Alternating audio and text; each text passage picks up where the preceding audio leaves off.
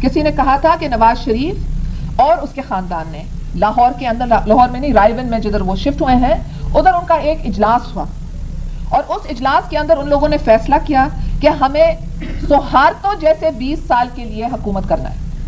یعنی ان لوگوں نے یہ نہیں کہا کہ ضیاء الحق جیسے 11 سال کے لیے حکومت کرنا ہے، ان لوگوں نے کہا کہ ہمیں 20 سال کے لیے سہارتو جیسے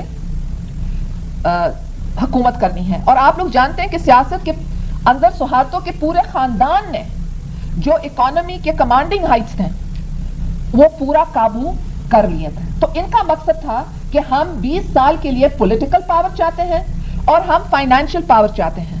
اور ان لوگوں نے کہا کہ ہمیں خطرہ 5 طریقے سے ہو سکتا ہے. ہمیں خطرہ اپوزیشن یعنی پیپلز پارٹی کی طرف سے ہو سکتا ہے، نمبر 1. نمبر 2، ہمیں خطرہ پریزیڈنٹ کی طرف سے ہو سکتا ہے، کیونکہ ان زمانوں میں 8ویں ترمیم تھی جس کے تحت پریزیڈنٹ حکومتوں کو ہٹا سکتا تھا.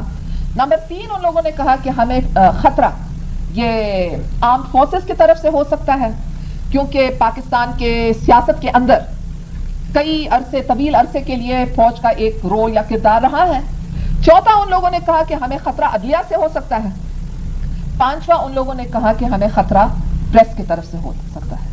تو ان لوگوں نے یہ 5 پوائنٹ پروگرام بنائے کہ پاکستان کا جو تصور قائد اعظم نے برصغیر کے مسلمانوں کو دیا تھا اس کو ختم کرنے کے لیے، اور اپنا جو ویژن تھا یا تعبیر تھا وہ لے آنے کے لیے ان کی کوشش تھی. کوئی یقین نہیں کر سکتا تھا. مگر اگر آپ 2.5 سال کو دیکھیں، ان لوگوں نے خاص قانون بنائے کہ چیف الیکشن کمشنر وہی سنے گا جو سیف الرحمان کہتا ہے، اس کو پرائم منسٹر سیکریٹریٹ میں دائیں. چلیں جو کچھ ہمارے ساتھ ہوا وہ تو آپ سب کے سامنے ایک کھلی کہانی ہے، تو میں اس میں نہیں جانے چاہتی ہوں.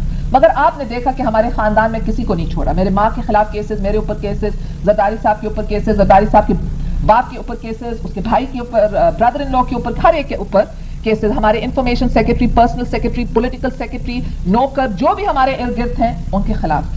یہ تو آپ لوگوں کی دعا ہے کہ اللہ تعالیٰ نے ہمیں یہ ہمت دی کہ ہم مقابلہ کر رہے ہیں.